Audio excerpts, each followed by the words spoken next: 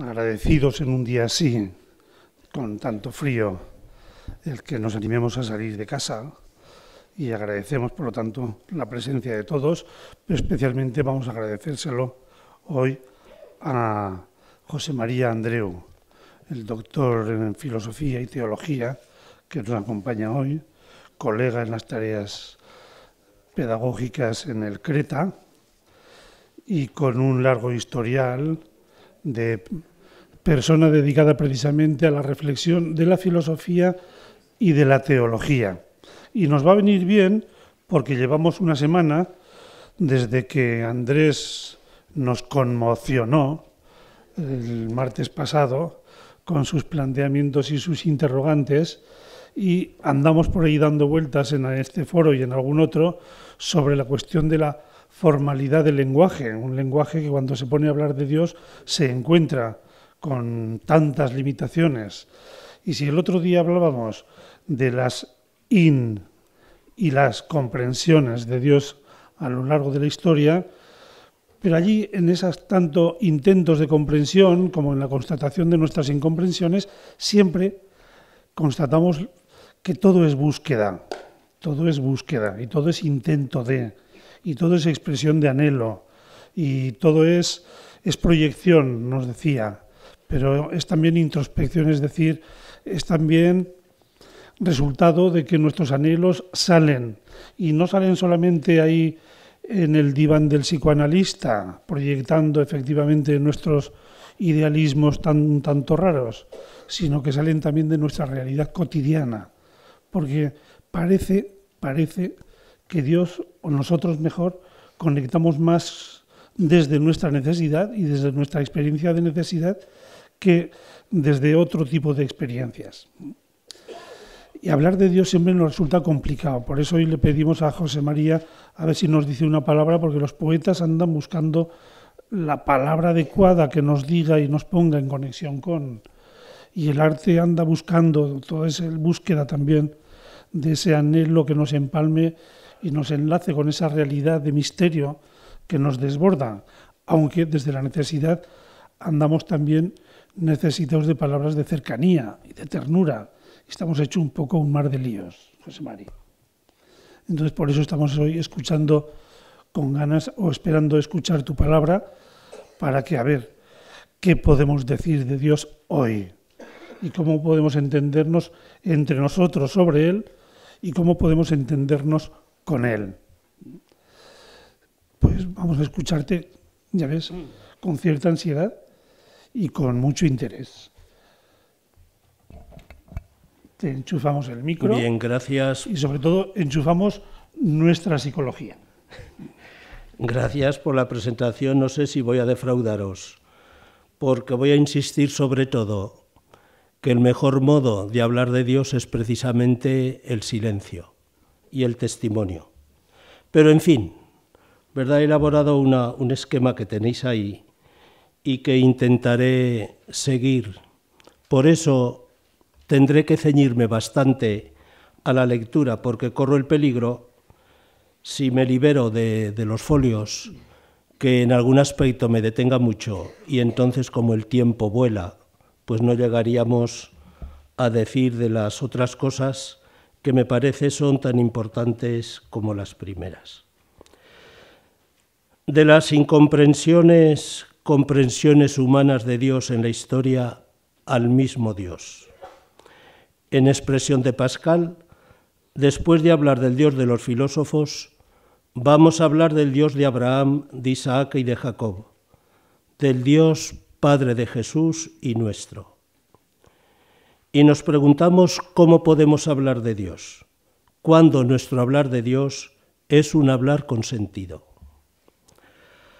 Antes de entrar en materia, permitidme esta confesión. No soy un especialista como es Andrés en la temática de la conferencia pasada. Si en algún sitio la erudición es cosa de segundo orden, lo es sobre todo cuando se quiere hablar de Dios. Intentar decir cómo hablar de Dios podría parecer una osadía por mi parte, pues cuando hablamos de Dios, como nos dice Juan de la Cruz, nos descubrimos como balbuceando un no sé qué. No se sabe decir lo que se sabe sentir, porque en el sentir siente tan alto de Dios que entiende claro que se queda todo por entender. Así como no se entiende, así tampoco se sabe decir. No acabar de dar a entender eso quiere decir balbucir, que es el hablar de los niños, que es no acertar a decir y a dar a entender lo que hay que decir. Enmudezca y recógese, pues es el absoluto, decía Kierkegaard. Y vuelve San Juan de la Cruz.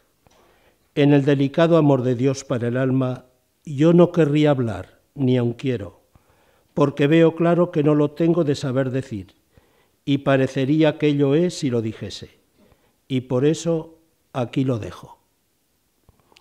Entonces yo me doy cuenta que tratar esta temática es entrar, como dice Juan de la Cruz, donde no supe. Sin embargo, hablamos de Dios y a partir de Él, no para definirlo a Él, sino a nosotros mismos. No el misterio, sino nuestra postura ante el misterio. Abrimos unas ventanas para mirar el paisaje del misterio. Dios tan bueno y tan incomprensible, tan grande y tan cercano. Luz y oscuridad, mucha oscuridad y de nuevo luz. Hay dos movimientos que se buscan sin cesar, se encuentran, después vuelven nuevamente a buscarse. Luz y tinieblas, muchas tinieblas y nuevamente la luz.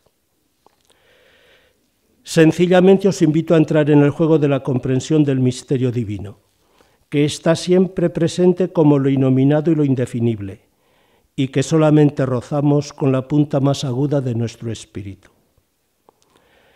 Compartiendo con vosotros este mi entender no entendiendo, solo quiero colocaros ante el Dios envuelto en tinieblas, invisible y trascendente.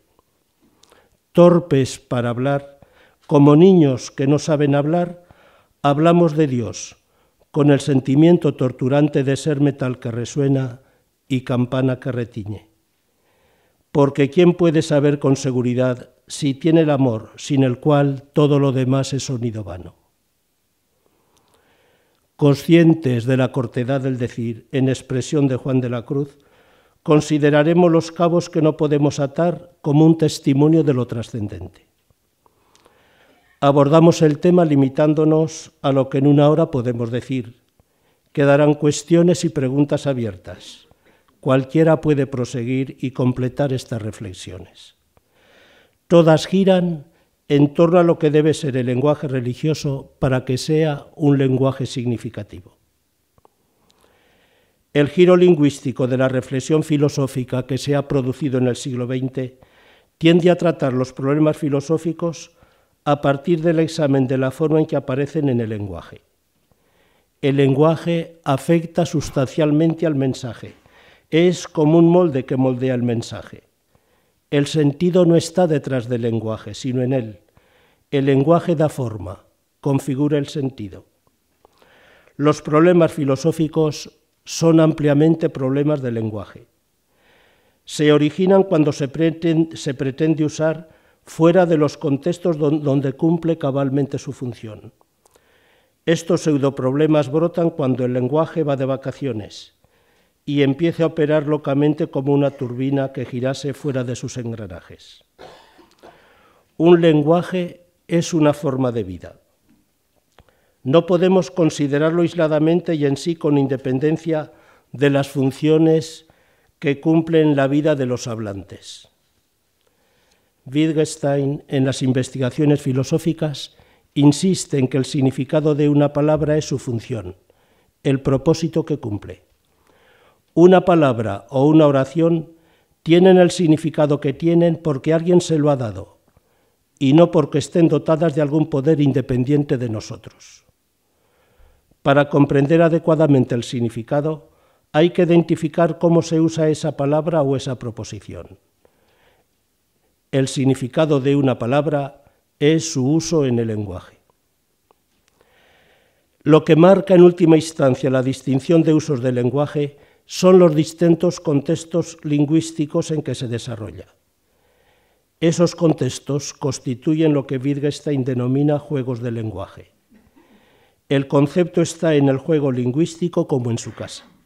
El juego lingüístico da su fundamento a aquello que en él se juega.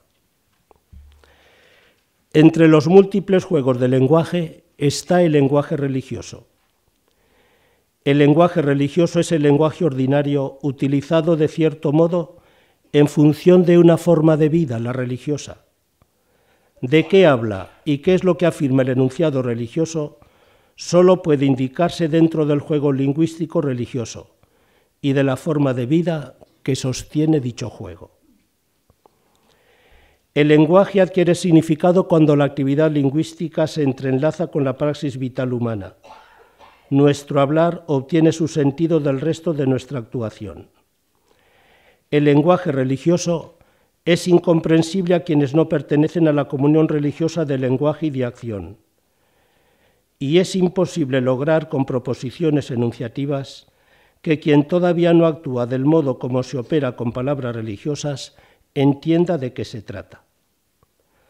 Aunque el no creyente pudiera aprender del ambiente a usar algunos elementos del lenguaje religioso cristiano, no podría entender el significado de ese lenguaje, porque no participa de las formas cristianas de vida.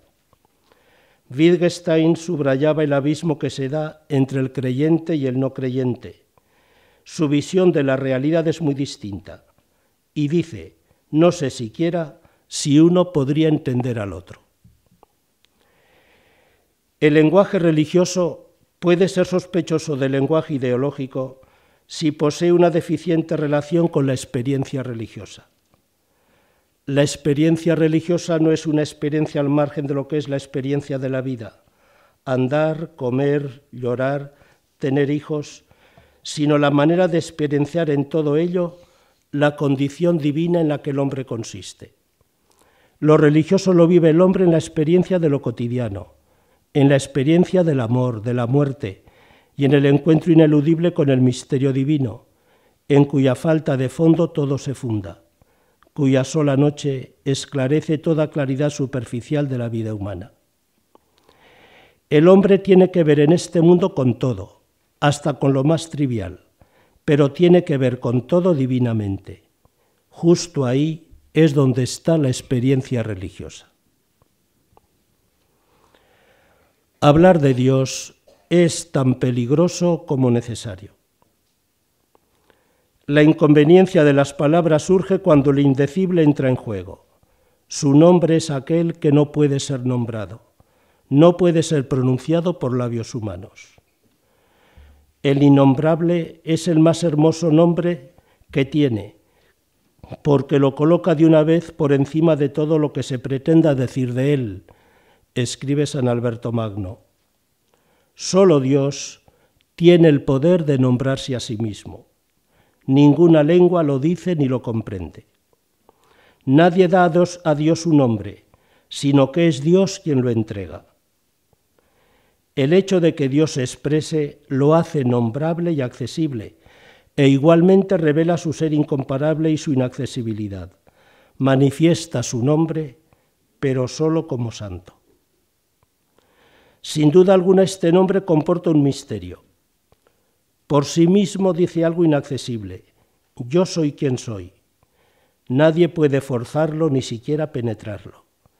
Pero dice también algo positivo, una presencia extraordinariamente activa y atenta, un poder invulnerable y liberador, una promesa inviolable. Yo soy.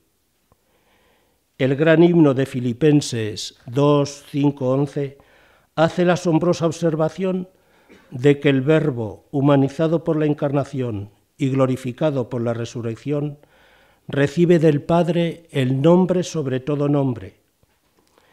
En el momento mismo en el que escapa toda denominación humana, el Hijo recibe del Padre el nombre. El Verbo divino permanece, como escribe Pablo, por encima de todo nombre, que se nombra no solo en este mundo, sino también en el que viene. En nuestro hablar sobre Dios, debemos hablar en homología con el nombre que hemos recibido. Yo les di a conocer tu nombre, y se lo haré conocer, para que el amor con que tú me has amado esté en ellos y yo en ellos. Esto quiere decir que hemos de pasar de un modelo de lenguaje en el que el locutor da sentido a lo que dice, a un modelo en el que el locutor recibe el sentido junto con el nombre. Zubiri resalta la turbiedad y confusión con que se baraja en la vida contemporánea el vocablo y el concepto de Dios. Muchos son los factores para que el nombre Dios acabe por constituir uno de esos vocablos que designan más que una realidad precisa, una nebulosa indefinida, turbia y confusa al margen de nuestra vida. En el prólogo a su obra Eclipse de Dios, Buber nos informa sobre la conversación que tuvo con un rabino, que le dijo: ¿cómo se atreve usted a decir Dios una y otra vez? ¿Cómo puede usted esperar que sus lectores comprendan esa palabra con el significado que usted le quiere dar? Lo que quiere decir con ella se eleva por encima de toda captación y comprensión humanas, pero cuando pronuncia dicha palabra, la pone de golpe en manos del hombre. ¿Hay acaso alguna palabra humana tan mal utilizada, manchada y profanada como esta? Toda la sangre inocente que se ha derramado por ella le ha hurtado su esplendor. Toda la injusticia que se ha cubierto con ella ha borrado su perfil. Cuando oigo llamar Dios al Altísimo, a veces me parece como si se blasfemara. Sí, respondió Buber, esta palabra es entre todas las palabras humanas la que soporta una carga más pesada. Ninguna ha sido tan manoseada ni tan quebrantada. Por eso mismo no puedo renunciar a ella. Las distintas generaciones humanas han depositado sobre ella todo el peso de sus vidas angustiadas, hasta aplastarla contra el suelo. Allí está llena de polvo y cargada con todo ese peso. Las diferentes generaciones humanas han destrozado esta palabra con sus divisiones religiosas. Por ella han matado y han muerto.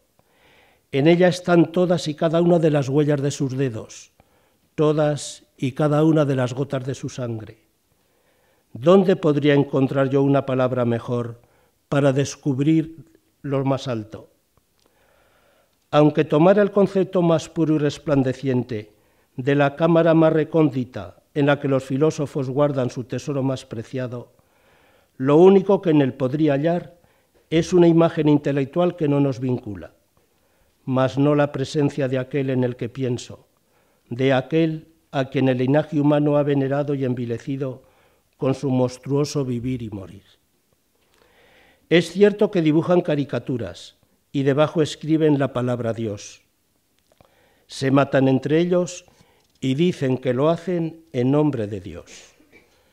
Pero cuando desaparecen toda locura y todo engaño, cuando los hombres se colocan ante Él a solas, en la oscuridad, y ya no dicen Él, sino que suspiran tú, y gritan tú todos, cuando todos ellos piensan en el mismo y único, y cuando añaden Dios, ¿no es este el auténtico Dios al que llaman el uno, el viviente, el Dios de los hijos de los hombres?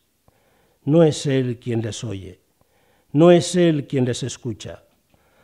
No es pues justamente por eso la palabra Dios, la palabra de la invocación, la palabra hecha nombre, la palabra sagrada en todos los tiempos y en todas las lenguas humanas. No podemos abandonar esta palabra. No podemos limpiar la palabra Dios. No es posible lograrlo del todo.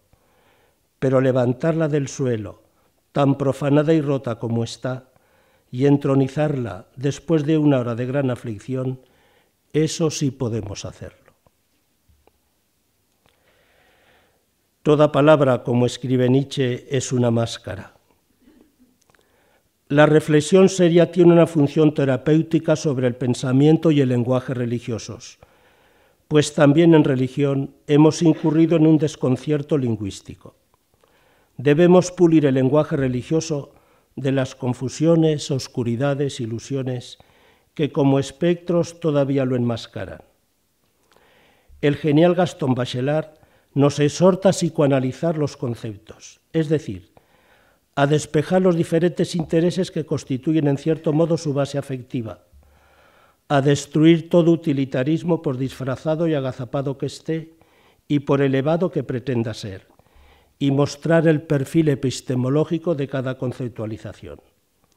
Las palabras solas no dicen el significado de una palabra, siempre van acompañadas de representaciones, asociaciones, sentimientos, de lo que podríamos denominar su sombra. Esta sombra es un poco de ideología, un poco de representación, un poco del sujeto que habla, espectros, trazos, rastros, su propio claroscuro. La palabra Dios no es una palabra inequívocamente bíblica, ni siquiera incluso cristiana. Brilla en toda la gama de colores religiosos. Su utilización por la palabra que la Biblia testimonia como palabra de Dios es una lucha por la palabra Dios que jamás terminará. La palabra de Dios así entendida es la desidolización permanente de la palabra Dios. Ciertamente los hombres se hacen muchas imágenes de Dios. No hay que olvidar que se trata justamente de imágenes. La idea de Dios, la obra maestra del hombre, no es más que la imagen de las imágenes, la más sublime de las imágenes que el hombre se hace del inimaginable de Dios. La imagen fue elaborada con la intención de la fe, orientada hacia lo que carece de imagen y que las imágenes intentan representar o significar. Quizás tengamos que derribar los ídolos que vamos erigiendo a nuestra imagen y semejanza. Debemos tener el coraje de romper no solo los ídolos, sino al idólatra que hay en nosotros. Romper al idólatra en uno mismo es habitar el espacio no idolátrico para afrontar en él de cara a lo divino, que frecuenta misteriosamente ese ámbito. Abandonar los ídolos y convertirse a Dios para servir al Dios vivo y verdadero es la misteriosa lucha de Jacob contra el ángel. Lucha audaz pero necesaria pero desigual, que duró toda la noche de nuestra sombría historia. Dios bendice al que se mantiene luchando frente a él.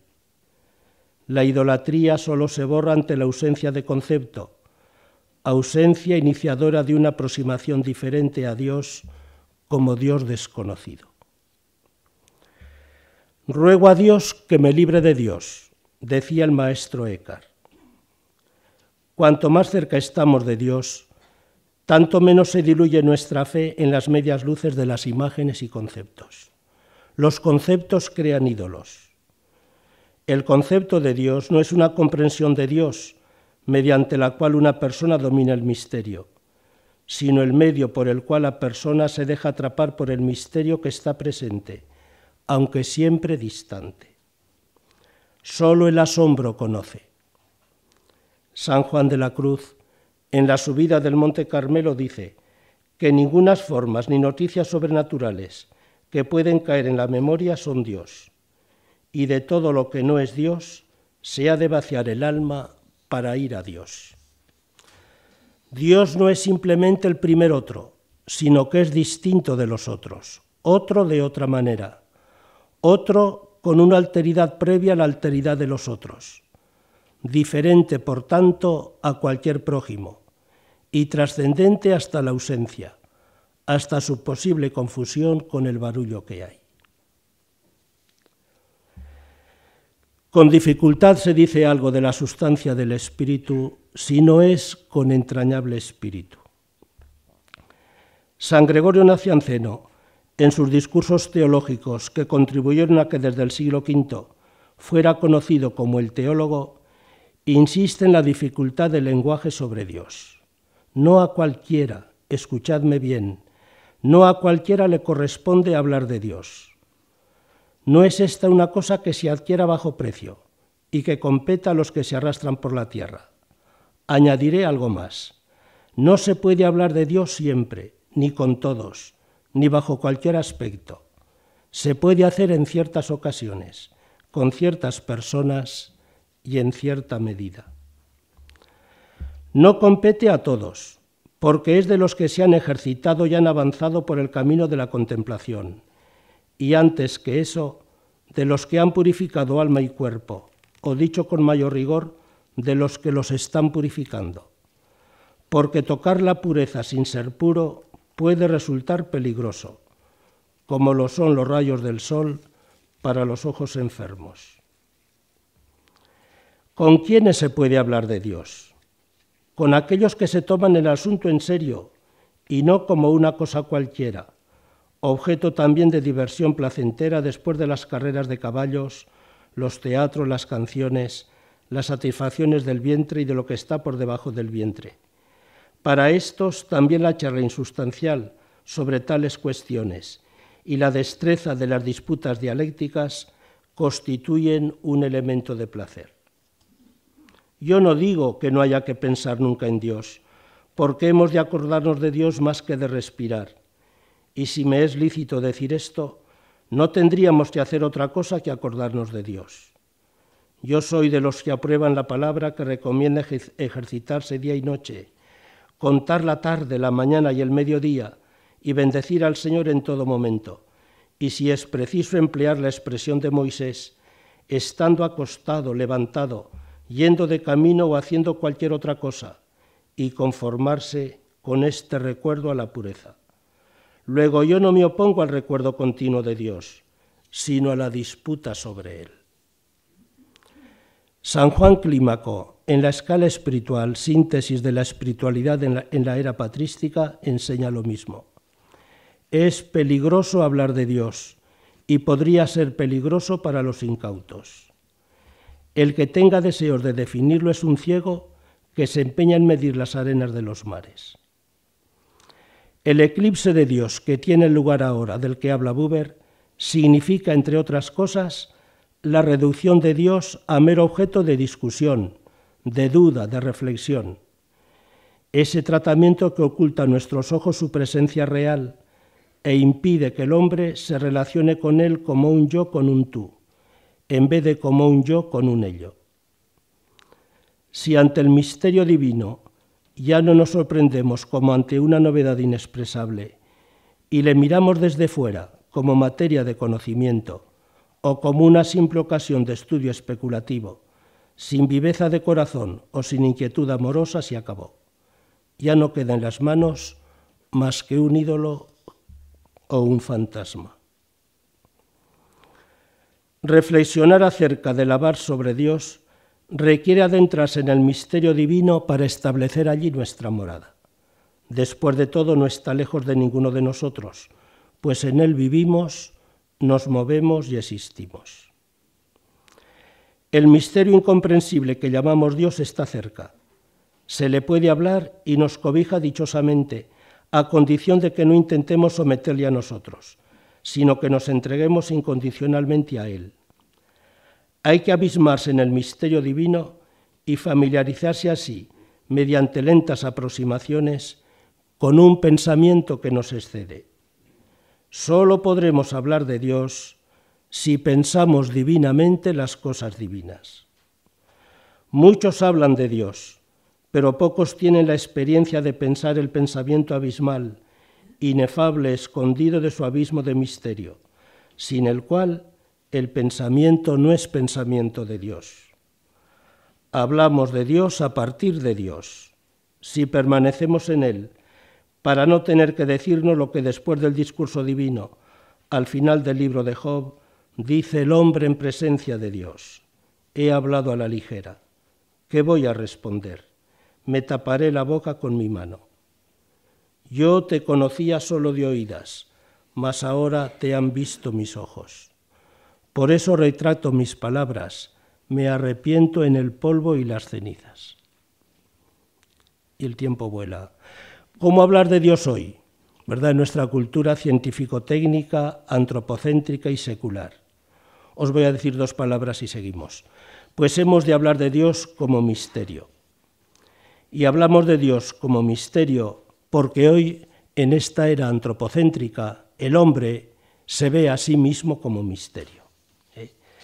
Y hemos de superar una concepción funcionalista de Dios como remedio de nuestros males, de Dios como consuelo de nuestras penas. Tenemos que vivir nuestra religiosidad adorando a Dios en espíritu y en verdad. No busquemos a Dios en nuestras necesidades, sino en la plenitud, no en la muerte, sino en la vida, no en el sufrimiento, sino en el placer.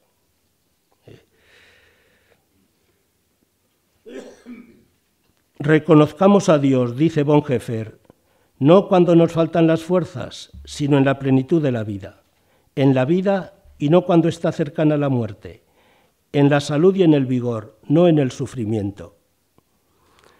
El apasionado del mundo divino, dice Teilhard, no aceptará el dolor más que en el último extremo, en la medida estricta en que no se puede evitar, y entonces será cuando se le convierta en una celeste esposa.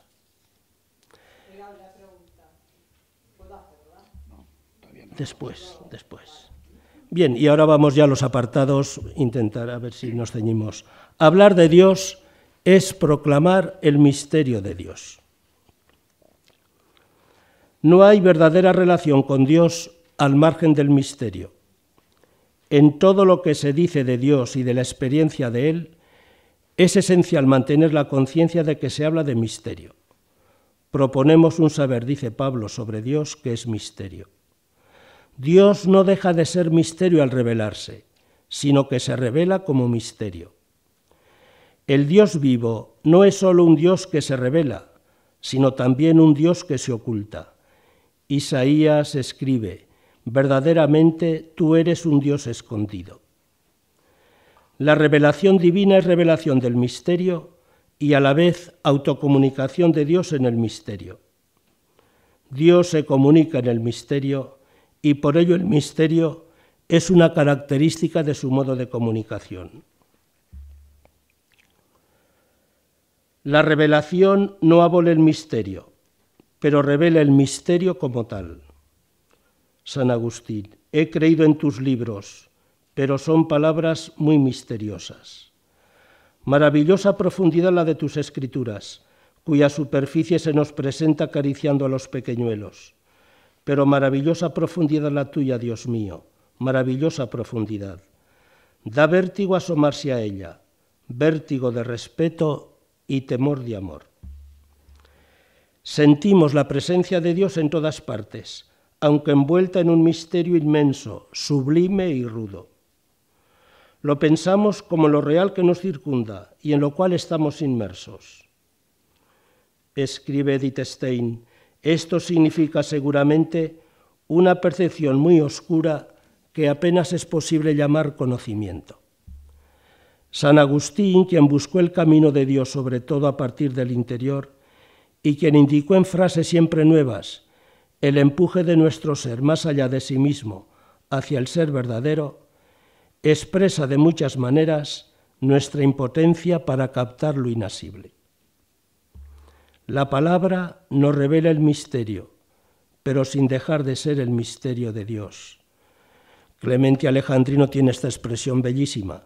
Las Sagradas Escrituras dan luz a la verdad y siguen vírgenes, ocultando los misterios de la verdad. Aun los teólogos, como escriben Gregorio Nacianceno y Gregorio de Nisa, solo pueden ver las espaldas de Dios. El símbolo de la noche de San Juan de la Cruz manifiesta con toda claridad que la ausencia, el silencio, el oscurecimiento de Dios no son episodios exclusivos del místico, son dimensiones de toda relación auténticamente religiosa con Dios. Más aún, son aspectos de toda experiencia humana que llegue a sondear en toda profundidad el ser del hombre, que se encuentra con un misterio en su interior, con un abismo como fundamento y que por eso solo puede alcanzar la propia medida trascendiéndose. Dios como misterio es inefable. Dios es inefable por estar por encima de todo lo que de él se puede decir. No se hallan términos para hablar de este misterio. Tal es el misterio que en su oscuridad no cesa de ser una luz o una luminosa oscuridad, como escribe el pseudo Dionisio. El vacío al cual obliga es la forma de su plenitud. Se trata, por lo tanto, de un silencio lleno de intensidad comunicativa. Las palabras se retiran y enmudecen ante la palabra. Dios es venerado mediante el silencio, no porque no tengamos nada que saber o decir sobre él, sino porque sabemos que somos impotentes para comprenderlo.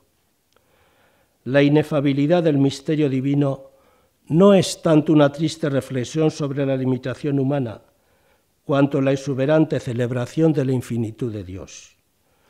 Supone que la persona atisba el misterio de Dios no como ausencia, sino como sobreabundancia. Por más que la persona cobije en sí la presencia de lo divino, no es capaz de nombrarlo. El saber sobre el misterio divino termina en silencio. El silencio no está al comienzo, sino al final. Oigamos a San Agustín. Cuando siendo semejante comiences a acercarte y a percibir a Dios, tanto cuanto en ti crezca la caridad, puesto que Dios es caridad, percibirás algo de lo que decías y de lo que no decías. Pues antes que percibieras, pensabas que dabas a conocer perfectamente a Dios, pero comienzas a percibirle y adviertes que no puede expresarse lo que percibes. Callarás y no alabarás. Permanecerás callado sin alabar a Dios y no darás gracias a aquel que quiso manifestársete. Le alabas cuando le buscas y callarás cuando lo encuentras. De ninguna manera, no seas ingrato. Se le debe honor, reverencia, gran alabanza. Nosotros podemos declarar a Dios con regocijo, pero no podemos expresarlo con palabras. Y otra expresión que a mí me gusta mucho. Dijimos algo, hablamos algo digno de Dios. Siento que esto es lo único que hubiese querido decir. Si lo dije, no es lo que hubiese querido decir. Y se produce como una lucha de las palabras. Porque si inefable es lo que no se puede decir, no es inefable lo que siéndolo puede sin embargo ser dicho. Una tal lucha de las palabras, más que aplacarlas con dichos, hay que evitarla con el silencio. Y después yo tengo aquí una reflexión, pero voy a dejarla, y es que normalmente los verdaderos religiosos no son muy charlatanes, no son muy locuaces, no van por ahí hablando de Dios en voz alta y a cualquiera, sino que sus experiencias las guardan en la intimidad, sienten como un pudor. El conocimiento de Dios es una cosa oscura y misteriosa, de la que no se puede hablar cuando no se ha tenido y de la que no se hablará cuando se tiene. El trabajo que le costó a Santa Teresa de habla tan suelta y expresión tan clara hablar de sí. Calle lo que Dios le diere y acuérdese de aquel dicho de la esposa, mi secreto para mí. San Juan de la Cruz dice, hacer y padecer todo envuelto en silencio. El alma que presto advierte en hablar y tratar, muy poco advertida está en Dios, porque cuando lo está, luego con fuerza la tiran de dentro a callar y huir de toda conversación. Bueno, y una frase del hermano Rafael, ya canonizado. El silencio ayuda al alma a buscar a Dios, y una vez que a Dios se ha encontrado, nos ayuda a conservarle y a no profanar su presencia. Bien, pues de este misterio inefable nosotros intentamos hablar. No solamente intentamos hablar, sino que tenemos que hablar. La grandiosidad de Dios ante el hombre se refleja también en el aspecto expresivo. Hay una conciencia de inutilidad en el lenguaje. Ante Dios todo calla. el hombre vive el gran silencio, un silencio que se hace cada vez mayor, y el corazón tampoco puede hablar. Según la Biblia, la voz divina que habla el único es la voz de un delgado silencio. En el monte de Dios, el Horeb, Dios se dirige al profeta Elías desde la profundidad del silencio absoluto. Elías escuchó un absoluto silencio. Cuando Elías lo oyó, se cubrió el rostro con el manto, salió y se puso a la puerta de la cueva. La experiencia que Elías vivió en la boca de la cueva del monte Horeb fue que Dios se comunicaba con él a través de un absoluto silencio, imagen de la completa ausencia de mediación, viendo claro que cualquier cosa que considerara y particularmente entendiera era muy distante y disímil a Dios. El pseudo Dionisio elaboró una teoría no predicativa del discurso. El decir religioso es un decir que está en la necesidad de desdecirse siempre. La única afirmación no simbólica de Dios es la de que todo lo que decimos de Dios es simbólico. Puesto que Dios es símbolo de Dios, no podemos, ni con la más rigurosa ni la más religiosa de las teologías, decir con propiedad quién es Dios o qué es Dios. La primera paradoja de lo religioso es situarse en el lenguaje, señalarnos desde el lenguaje y con el lenguaje una experiencia que el lenguaje no puede alojar. La fuente última y más íntima de un verdadero lenguaje religioso es la propia experiencia, que no se puede enjaular en las palabras. Solo es verdad lo que precede o lo que sigue a lo formulado, únicamente la palabra que se hurta las trabas de la expresión o la palabra liberada del lenguaje. La experiencia religiosa se aloja en el lenguaje, forzándolo a decir lo indecible en cuanto tal. De ahí la tensión entre el silencio y la palabra que el decir religioso sustancialmente conlleva, porque ese lenguaje es señal ante todo de lo que se manifiesta sin salir de la no manifestación.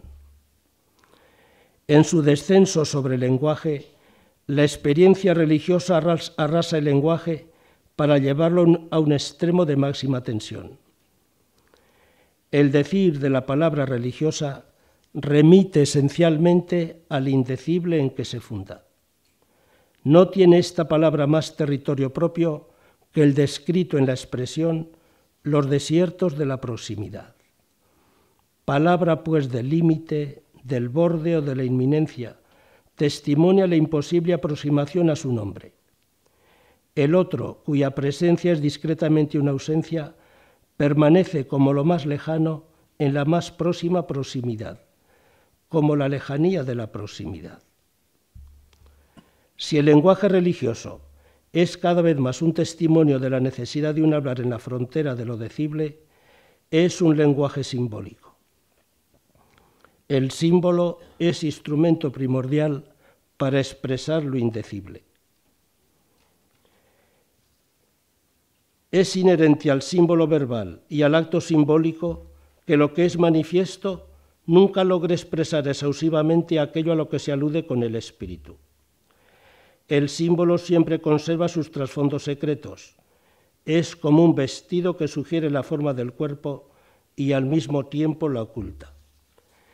En las imágenes simbólicas se da fractura entre lo que es expresado y lo que se expresa.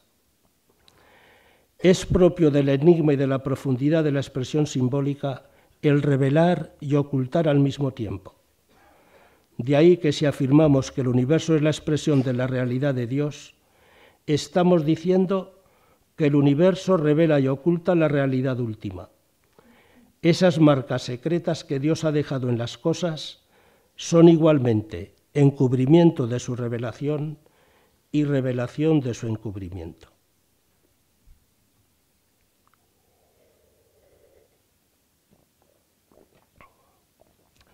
Cada religión crea sus propios símbolos. También la religión cristiana tiene sus símbolos y el protosímbolo es precisamente Jesús. Cristo es el protosímbolo de Dios. El Logos, como Hijo del Padre, es en su humanidad como tal el símbolo revelador, en el que el Padre se dice al mundo en el Hijo. El Logos, como verbo del Padre, en la abreviación de su ser humano, expresa al Padre y es su símbolo que le comunica al mundo. Y después, la vivencia cristiana, el encuentro con Jesús, nosotros lo vivimos precisamente a través de los sacramentos, que son símbolos. Bien, lo que debemos transmitir hablando de Dios es la experiencia de Dios. El lenguaje intenta con sus medios comunicar la rica y compleja experiencia. El lenguaje religioso se presenta como expresión y también como configuración de la experiencia religiosa. La experiencia es el signo diferencial de un discurso religioso lleno de contenido, que se contrapone a la pérdida de contenido del discurso religioso que el Nuevo Testamento llama en las pastorales vana palabrería. La única manera seria, decisiva, escuchable hoy de hablar de Dios es la de quien está hablando con Dios. Es un hablar de arriba abajo. El lenguaje religioso tiene el carácter de testimonio. Todo el lenguaje con el que hablamos de Dios depende de la fórmula yo creo. El discurso religioso tiene efectos fuertes en la praxis de sus partícipes. Nietzsche, a quien Teresa de Lisieux llamaba el hermanito enfermo, nos lo recuerda. Esto para los sacerdotes. Si el estilo y la expresión general del sacerdote, tanto del que habla como del que escribe, no anuncian ya al hombre religioso, es inútil tomar en serio las opiniones de éste sobre la religión y a favor de la religión. Estas opiniones han quedado sin fuerza para quien las profesa, si con su estilo hace presumir, posee la ironía, la pretensión, la malignidad, el odio y todas las tergiversaciones del estado del espíritu que son propias de los hombres menos religiosos. Cuánto menos fuerza tendrán para quien las oiga o las lea. En una palabra, servirá para hacer a sus oyentes menos religiosos. Porque lo más comprensible del lenguaje no es la palabra, sino el tono, la fuerza, la modulación, el tempo con las que se pronuncian las palabras. En suma, la música detrás de las palabras, la pasión detrás de esa música, la persona detrás de esa pasión, es decir, todo lo que no puede decirse o escribirse. No olvidemos que en el silencio del corazón es donde habla Dios, mientras que nosotros hablamos desde la plenitud de nuestros corazones. Bien, y ya unas conclusiones. Primera, la actual situación humana ante Dios no será consecuencia en parte de nuestro modo de hablar de Dios. El hombre de hoy tiene la impresión de que al verdadero mensaje divino debía denotársele que conjura el inaprensible misterio que llamamos Dios, que no tiene la pretensión de estar ya detrás, sino al revés, la de colocar al hombre ineludiblemente ante un Dios más grande, ante su misterio, para forzarle así realmente fuera de sí y por encima de sí mismo hasta un acto que se puede llamar fe, adoración, entrega o como se quiera. Hablar de Dios no postula a Dios como un ser muy grande, ni como otro humano más grande que todo prójimo, sino que quiere, antes de hablar de Dios, decir la proximidad, describir de dónde viene la voz y cómo se dibuja la huella. Rahner escribe: el sencillo mensaje evangélico no debe ser simplificado, allanado utilitariamente en esa visalidad que debe tener. El mensaje sencillo del Evangelio ha de ser en su sencillez lo más difícil, lo más cercano a la realidad mentada, lo abisal, y lo que exige una demasía del espíritu y del corazón, y todo esto a pesar y a causa de su sencillez. No protestamos bastante contra las deformaciones de la idea de Dios en el pueblo cristiano. Esas gentes que no se cansan de mezclar a Dios, incluso en los más pequeños pesares en que están metidos. Y ese permanente tutearse con Dios de pésimo gusto. Usar a Dios de comodín, de tapagujeros, como decía Bonhoeffer. 2. La experiencia religiosa cristiana de Dios es experiencia de Cristo como revelación de Dios. A la divinidad nadie la ha visto nunca. Un Hijo único, Dios, el que está de cara al Padre, Él ha sido la explicación. Dios nos alcanza en Jesús.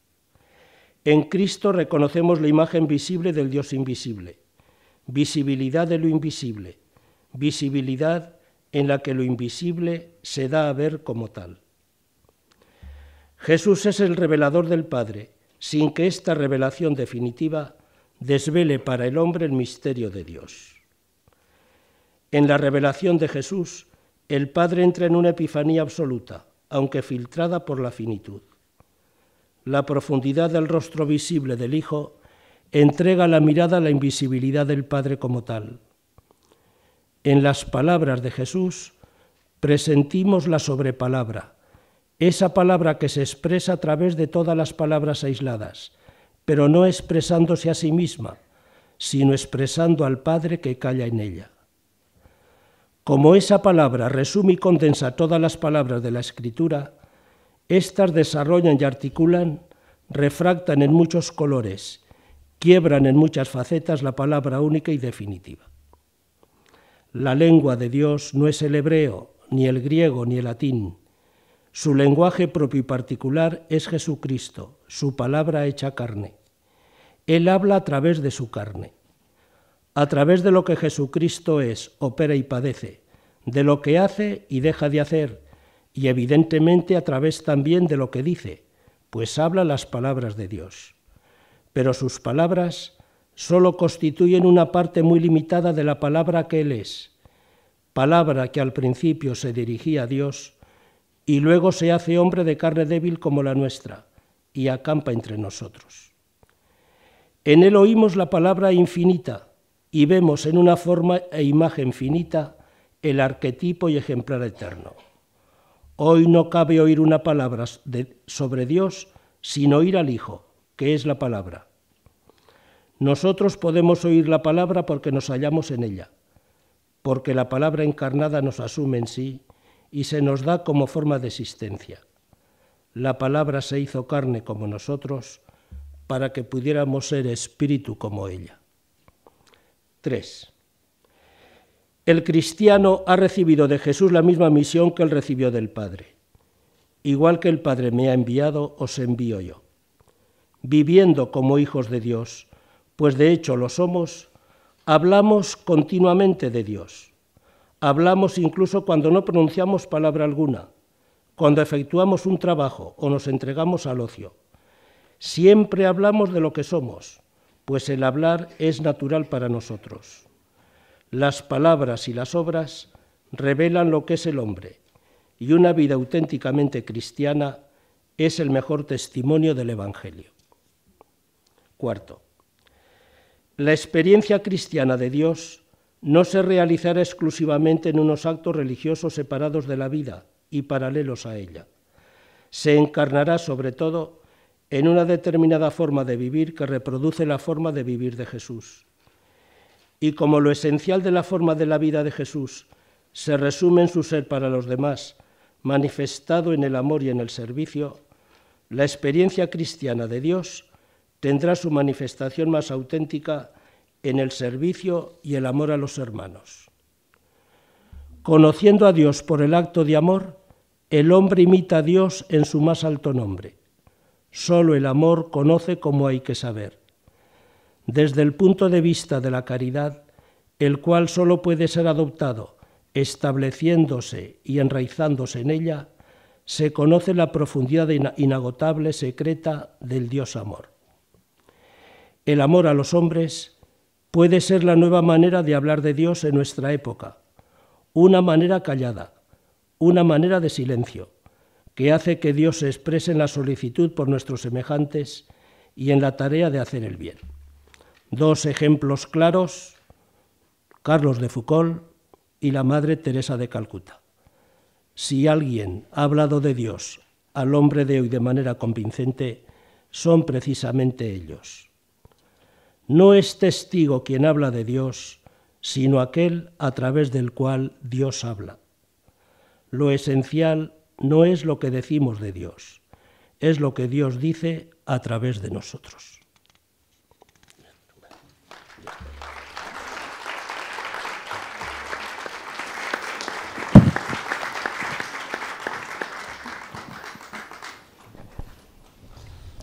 Antes de dar la palabra, un pequeño paréntesis para hablar de un Dios heterodoxo, que es un libro que acaba de salir de Andrés Ortiz Osés, al que hizo referencia la semana pasada, pero que como todavía no había salido no lo presentamos.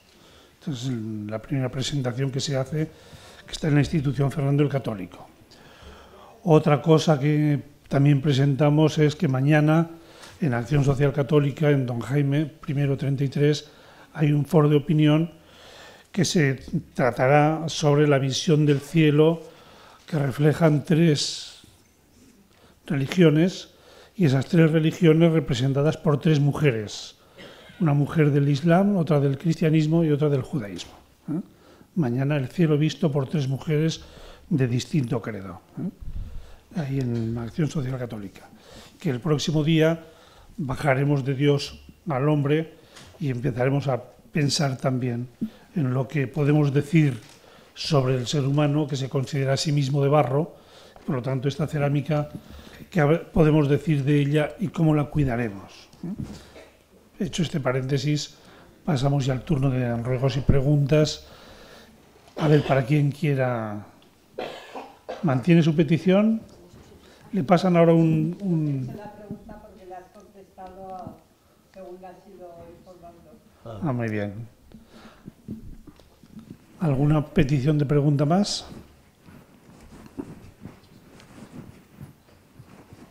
Por aquí.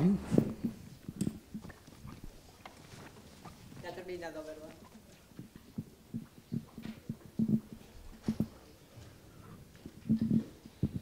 Bueno, pues yo quería darte las gracias porque, de acuerdo con el contenido de lo que has dicho, has dado un testimonio de honestidad y de respeto personal, hablando de lo que no se puede hablar. Y por eso te digo que te doy las gracias, ¿no?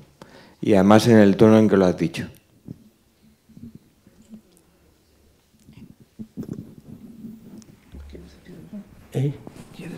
Pues gracias por... Ciertamente es un tema difícil, o sea, porque hablar de Dios, el mejor modo de hablar de Dios es precisamente el silencio, porque enseguida nos damos cuenta que lo que decimos se queda corto, ¿verdad? Esa cita que os he dado de San Agustín. He hablado de Dios, eso es lo que quería hacer, pero resulta que lo que dije no me convence, o sea, no es lo que yo quería decir. Aun en el mejor de los casos, y leyendo, yo os invito ciertamente a leer a Santa Teresa en este año, pero también San Juan de la Cruz constantemente en los escritos, en los comentarios a las poesías, insiste en este aspecto. Y es curioso que, bueno, pues me callo, o sea, ya no sigo más, porque lo repite.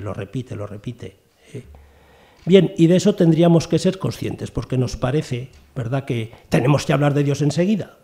Y la idea que tengo de Dios la tengo que comunicar al otro, como si Dios fuera lo que yo tengo en la cabeza. Cuando yo de Dios voy teniendo una comprensión en la cual voy creciendo cada día. Cada día es distinta mi vivencia de Dios. Dios amanece todos los días en mi vida. Y entonces, ¿verdad?, lo que yo puedo decir es pues lo que yo vivo, pero siempre con esa delicadeza, con esa... Y segundo, pensar, y esto es muy consolador, pensar que Dios no tiene tanta necesidad de nosotros para darse a conocer, sino que el que enseña el misterio de Dios a los hombres es el Espíritu de Dios, que Dios derrama en el corazón de todos los hombres. Y de manera inefable, como dice Pablo, de manera inefable nos va llevando al conocimiento del misterio divino. Entonces, bien, yo haré lo que pueda, pero donde no llego, llegarán otros, y donde no llegamos ninguno, llega a Él. Siempre, ¿verdad?, esta conciencia del misterio que tenemos la suerte nosotros de conocer y de vivir. Tenemos la suerte de vivirlo, aunque lo vivamos humanamente. Estas expresiones que os he dicho, hay algunas ideas de Zubiri. El que conoce el pensamiento de Zubiri enseguida se ha dado cuenta. Dice Zubiri, el hombre es Dios humanamente. Nosotros, claro que vivimos el misterio divino, pero humanamente, como humanos. Y vivirlo como humanos quiere decir vivirlo de esta manera pobre, mediocre, diría de esta manera imperfecta, que a veces nos extrañamos de eso. O sea, la fe es imprescindible, porque el misterio divino solamente lo podemos vivir de esa manera, en la fe. Pero hoy en teología se insiste mucho y se supera una visión, ¿verdad?, que separaba la fe de la esperanza y de la caridad. Hoy se insiste en que las tres van juntas, van en uno, dice Juan de la Cruz. Y entonces son distintas caras de lo mismo, de la misma moneda, distintos aspectos de la relación del creyente con el misterio divino. No hay fe sin esperanza y sin amor, y no hay caridad sin fe y sin esperanza, y la esperanza lo mismo.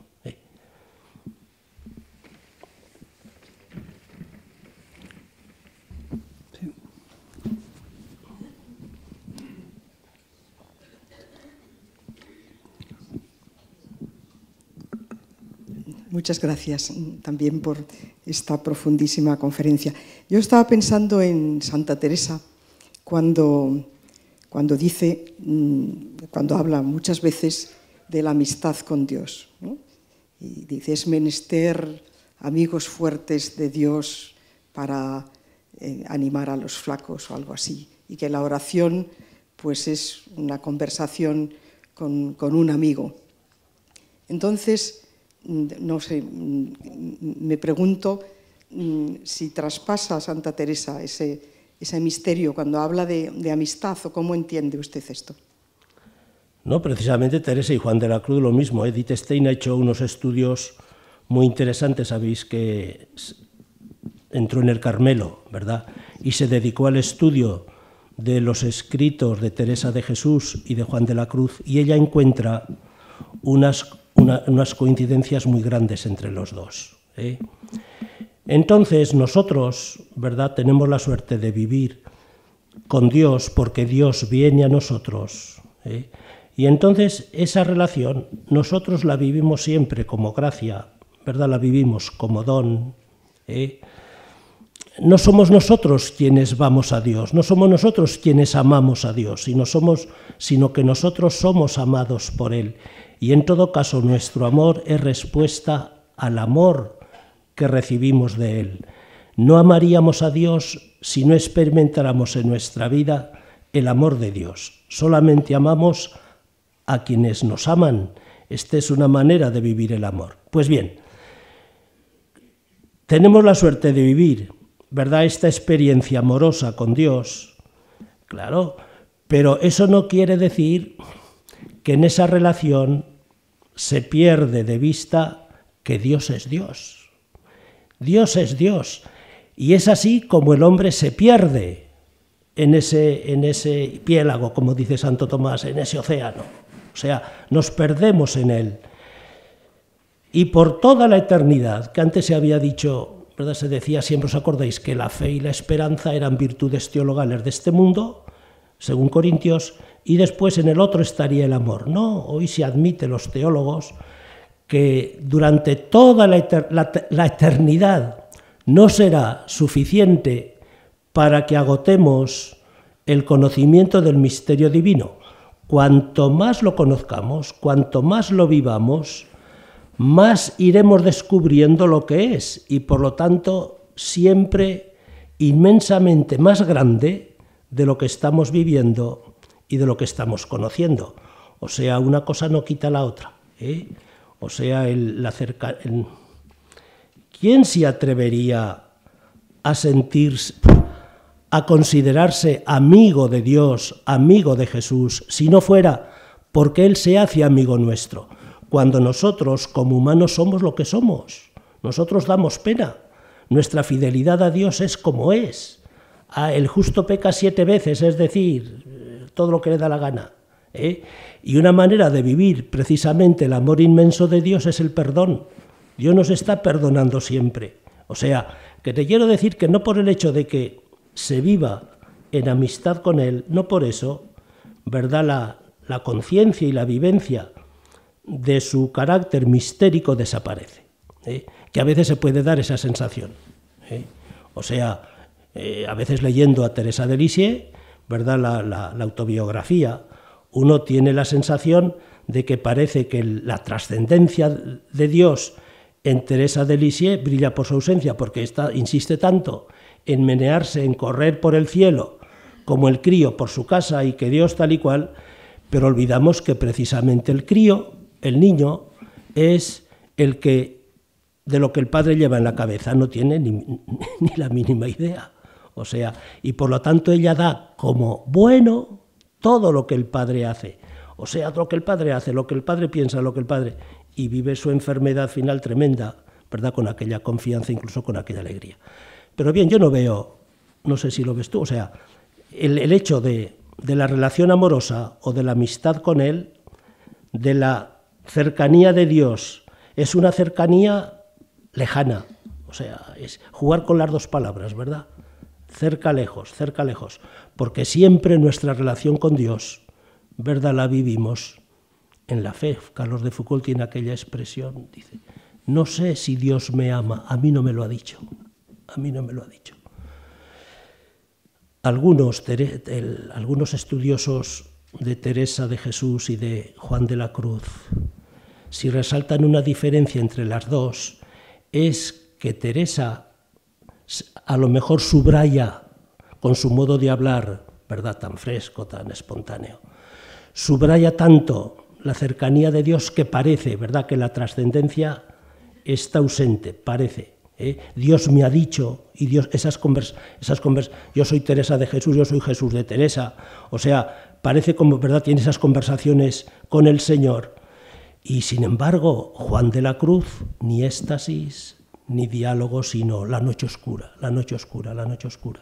O sea, vivimos la intimidad con el Señor, ¿verdad?, en la oscuridad, que no quiere decir que no sea intimidad, es que son los dos aspectos, ¿verdad?, que parecen contrapuestos y sin embargo no lo son a nivel de...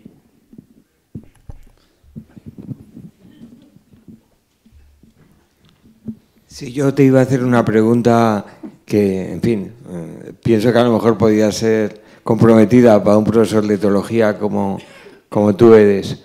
Estas personas que han vivido esa experiencia con el misterio de Dios, como Teresa de Jesús, Juan de la Cruz, después dicen que relativizan el dogma. ¿Cómo lo ves tú el asunto? Frente a esa vivencia, el dogma es una cosa como muy relativa, ¿no? Sí, precisamente por lo que estamos diciendo. Las fórmulas dogmáticas son fórmulas humanas del misterio. Entonces, esas fórmulas, la historia de los dogmas, hoy sabemos muy bien las fórmulas de los primeros concilios. Evidentemente están elaboradas según el pensamiento, la filosofía de aquella época. O sea, y no hay que aferrarse a la fórmula, diríamos, a la expresión literal, como si eso, diríamos, nos expresara el misterio divino como es. No. O sea, lo que os quería decir, y lo sabéis muy bien, la filosofía del lenguaje, las palabras el significado de las palabras es consensuado, es lo que nosotros depositamos en ellas, tal y cual.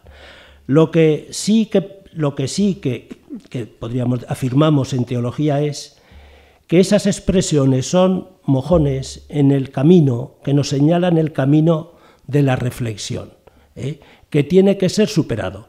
Es decir, verlas como expresiones, si quieres, deficientes de lo divino, es decir, no ya suficientes, intocables, no, pero que son portadoras de algo válido, de una verdad. O sea, lo que pasa que esa verdad, pues era la verdad y la comprensión que tenían del misterio en la época en la que se hicieron esas formulaciones.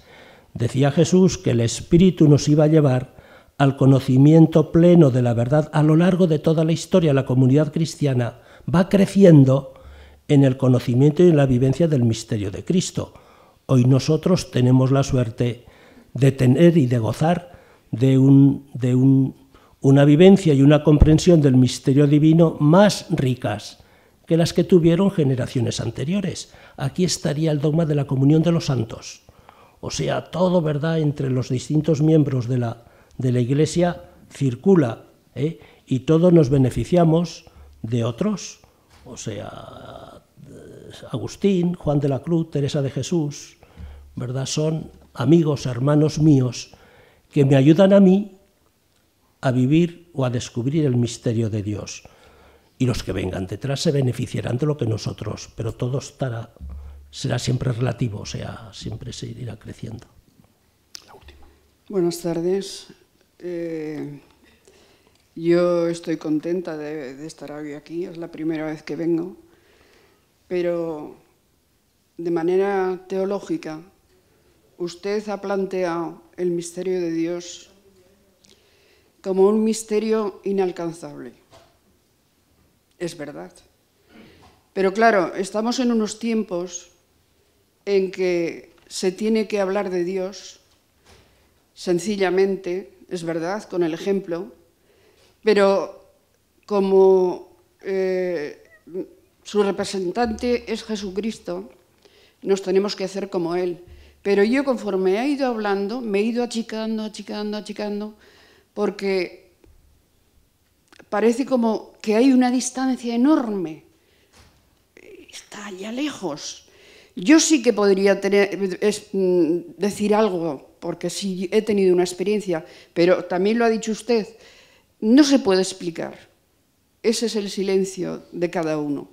Pero hoy, tal y como están las cosas, pienso yo que hay que escuchar más la teología del pueblo, como hace el Papa, por ejemplo. El Papa es extraordinario. Tenía que venir un hombre así para ver a Jesucristo y para ver cómo él empatiza con los demás y se pone en el lugar de los demás. Es decir, tanta teología a mí me cansa un poco, la verdad.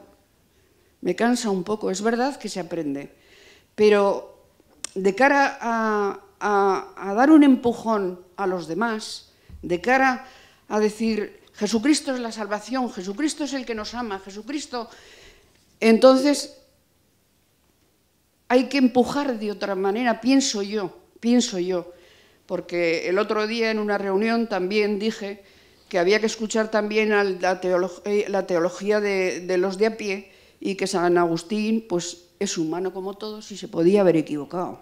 O sea que es que creo que no hay pregunta. Creo que me ha achicado bastante y que es verdad que Dios es un misterio. Como el otro día, por ejemplo, cuando salió la niña en la televisión abrazando al Papa y le decía ¿por qué? ¿Por qué nos dejan en la calle y abusan de nosotros? Eso es todo. Claro, ¿y por qué Dios permite? Y el Papa dice, no lo sé. O sea, estoy de acuerdo con todo lo que dices, porque son, ¿verdad? Si tú quieres subrayar algo. Pero fíjate que lo importante es que cuando hablemos de Dios, hablemos de Dios. Santo Tomás dice, y parece que es verdad, que al final de su vida decía que quemaran la Suma Teológica, porque era paja. Dice, considero que es paja, porque dicen que tuvo unas experiencias místicas al final. Dice, en comparación con la experiencia de Dios que yo he vivido, eso que he escrito es paja. Y seríamos tontos, eso he aludido me parece a eso, si pensáramos que con la teología estaba todo resuelto. Pero fíjate lo que dices, dice escuchar la teología del pueblo, con tal que sea teología, sí, con tal que sea Dios, sí, pero no ídolos, no supersticiones, no ritos que se absolutizan, con tal que sea auténtico, sí, evidentemente que sí. Si la Virgen y San José y Jesús mismo, pues si precisamente nos enseñan a descubrir a Dios en la vida cotidiana, en la vida de cada día. O sea, que yo estoy de acuerdo en eso que dices. pero cuanto, no sé, tampoco ser enemigos de la reflexión, que seguramente tendríamos que pensar más. ¿Sabes por qué? Porque corremos el peligro, como en la Iglesia se ha corrido, de repetir así escolásticamente lo que se dijo en el siglo patapum. O sea que el hecho de pensar y abrir horizontes y ver formas nuevas, pues bienvenido sea, pero siempre pensando eso que yo he querido insistir tanto, que todo lo que digamos es lo que yo tengo en la cabeza, pero que Dios no es eso, que Dios no es eso. Bien. Pues muchas gracias, José María. La próxima semana pensaremos un poquitín en nosotros y en el problema del hombre y de nuestro cuidado. La cerámica humana, ¿quién la cuida? Pues hasta el próximo martes. Buenas noches. Bueno, muchas gracias a todos.